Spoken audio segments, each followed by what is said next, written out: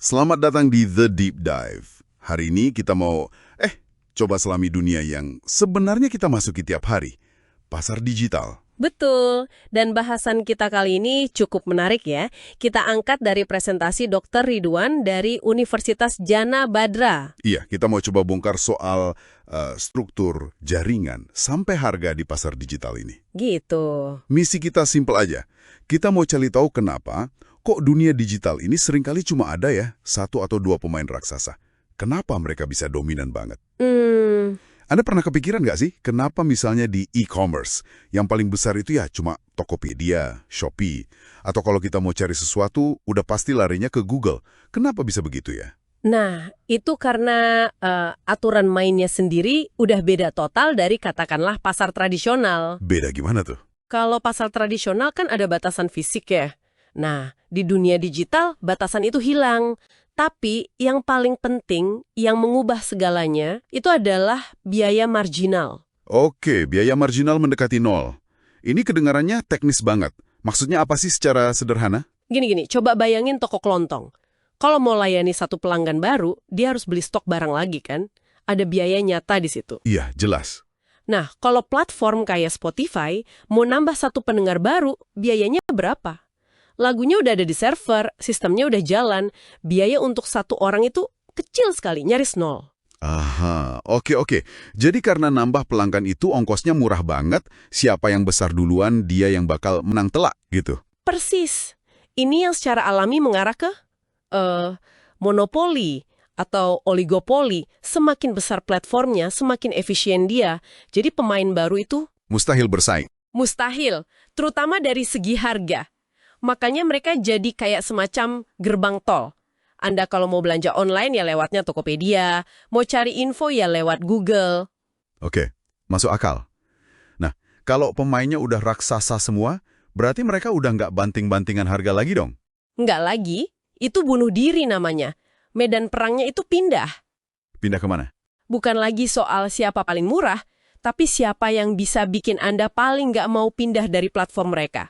Oh, Caranya, lewat inovasi fitur terus-menerus, pengalaman pengguna yang dibikin senyaman mungkin, dan yang paling kuat, membangun ekosistem. nah ini saya ngerasain sendiri. Misalnya, semua playlist lagu saya 10 tahun terakhir ada di Spotify. Mau pindah ke platform lain itu rasanya, malas banget. Kayak harus nata ulang satu rumah. Iya kan? Nah, itulah yang disebut user login atau penguncian pengguna. Tujuannya bukan lagi cuma jualan, tapi memiliki Anda. Mereka mau Anda tinggal di dunia mereka. Dan senjatanya untuk melakukan itu, data kita ya. Tepat sekali, data jadi mata uang utamanya. Oke, mereka bangun ekosistem buat mengunci kita. Tapi gimana ceritanya mereka bisa jadi sebesar itu dengan cepat? Kayak ada efek bola salju gitu kan? Nah, itu dia. Namanya efek jaringan. Ada yang langsung, contohnya WhatsApp. WhatsApp itu baru berharga kalau banyak teman Anda yang pakai juga kan? Iya benar. Ada juga yang nggak langsung, kayak di Tokopedia. Makin banyak pembeli, makin banyak penjual yang tertarik buka toko. Makin banyak penjual, pilihan makin banyak, pembeli baru makin banyak yang datang. Siklusnya menguatkan diri sendiri. Dan pasti ada satu titik di mana bola saljunya itu udah nggak bisa dihentikan lagi ya? Betul, itu yang disebut titik kritis atau tipping point.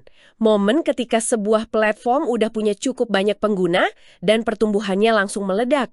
Setelah itu pasarnya seolah terkunci. Ngomong-ngomong soal mengunci, cara mereka dapat uang juga unik-unik banget ya. Nggak cuma sekedar jual beli biasa. Sangat beda. Ambil contoh model freemium, kayak Spotify. Mereka kasih layanan dasar gratis buat jutaan orang. Lalu, sebagian kecilnya dibujuk bayar untuk fitur premium? Iya, tapi ada yang lebih ajaib lagi. Modelnya Facebook atau Google. Harga dua sisi ya? Betul.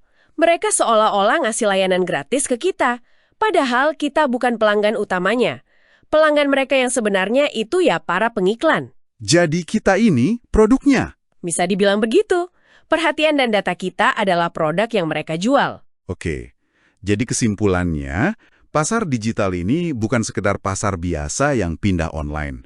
Ini permainan baru dengan aturan yang sama sekali beda. Aturan yang didesain untuk menciptakan pemenang tunggal. Benar, semuanya didorong oleh data, efek jaringan, dan skala. Baik, sebagai penutup mungkin saya mau lempar satu pertanyaan aja untuk direnungkan.